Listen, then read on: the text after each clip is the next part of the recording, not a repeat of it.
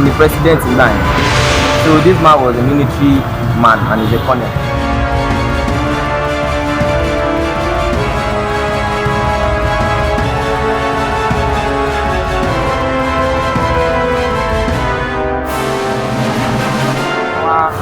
Òun wá make rule pé tán bá ti mọ̀ pé kán pa òun pé kán fi àbúrò sílẹ̀ pé kó ṣe gọ́ọ̀mẹ̀ntì